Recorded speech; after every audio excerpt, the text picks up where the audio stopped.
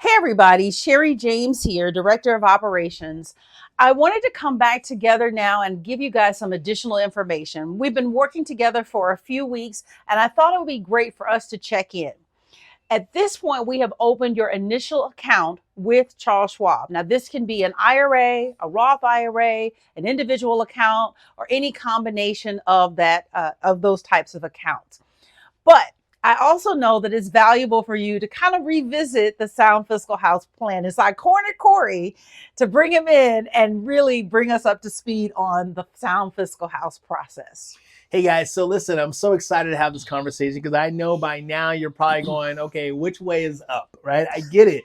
At the end of the day, you're looking at all this information that we've been talking to you over the last few weeks over, and you probably don't even remember your name at this point in time. So here's what it is. I wanted to make sure that we recap a little bit about all the things we've talked about over the last few weeks. It's so important that you remember our Sound Fiscal House process, what the terms mean, what the strategies are, and what these goals are that we're trying to accomplish for our clients. Now, what I'm going to do right now is kind of do a little quick recap. First and foremost, explaining to you the different types or different parts of our Sound Fiscal House, and then explaining to you which each part of that process actually turns out to be. And then as we go through that, I'm going to explain to you your specific goals of what's going to happen after we get everything established, okay? So let's start off with the roof. Now, remember the roof is all about investments. Stocks, bonds, mutual funds, ETF, anything that can lose value in any shape or form is going to go into the roof. This is the area that we know will fluctuate in value. We know that we can lose money in these accounts. These are your accounts that are typical like your 401k plan, right? They go up and down in value.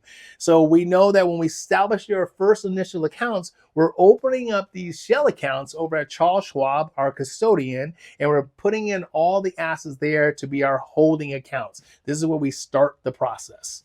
Now, the second part of this process, and probably what I think is maybe one of the most important, is where is my paycheck going to come from in retirement? As you know, we started with those guaranteed income sources. So if you were fortunate, you've got a pension and Social Security. But now what we want to do is find out, do we need to supplement? And if we do, that means that we are moving some of that money out of the Charles Schwab and into a product in the walls. The important part of this is that it is an income source that is stabilized, that's not subject to market fluctuations. And out of this is how we are generating your monthly income. Now listen, when she said income, remember our goal here is to make sure that you have enough cash flow to cover your living expenses. That is the main reason why we're doing this. Now, if you've done a great job of saving and you have a pension plan and Social Security that's covering all those areas, you may not have the walls in your overall planning process. So don't be alarmed if you don't see something on your map that says the walls, because it may not be needed for you because you have enough assets available in your planning process. The next part of the process is going to be called the foundation. Now, like anything, whenever you're building a house, you want the foundation to be sound and solid. It's the same thing with our financial planning process. We want the money that's in the foundation to be safe and secure and cannot lose any of the principal. That is the focus here. So no matter whatever happens in the markets, we can weather any storm with the foundation.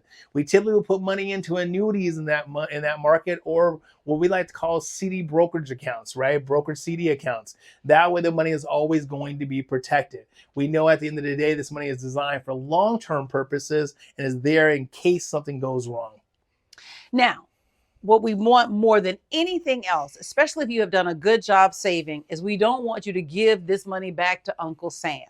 And so if it applies, we will also build out the fence for your Sound Fiscal House. And in this may include a LIRP or life insurance retirement plan, or it may include Roth IRA conversions or other strategies that help you to move pre-tax assets and turn them into tax-free assets. Now listen, it's important to understand that in the fence, it's going to serve as a couple of different purposes. First and foremost, the bucket is going to be designed for tax efficiency. So when we sit down and look at your overall planning process, we want to know, when should we start converting some of these assets to make sure you pay Uncle Sam the least amount of money possible. So during the fence phase, that's one of the things we're going to focus our strategies on. How do we move you from a tax deferred bucket to a tax free bucket?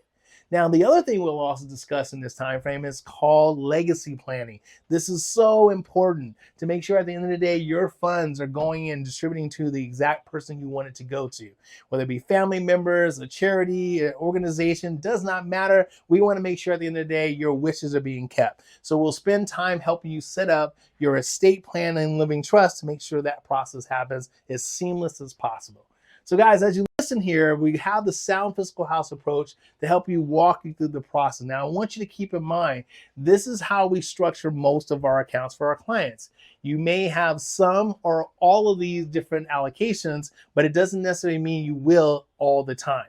Now, the other part of this that I need you to get and understand is that when we first established your accounts at Charles Schwab, remember, that's the initial accounts. Those are the holding vehicles. We have to move money from Charles Schwab to fund the annuity, to fund the life insurance, to fund the estate planning. And all that has been spelled out to you in your funding construction map, as well as your financial blueprint. So please, if you have any questions, reference back to that, or feel free to give us a call in the office and we can walk you through to make sure you're understanding the process that we're moving forward with. Other than that, have an amazing day. Can't wait to see you guys on the other side, and be well and blessed.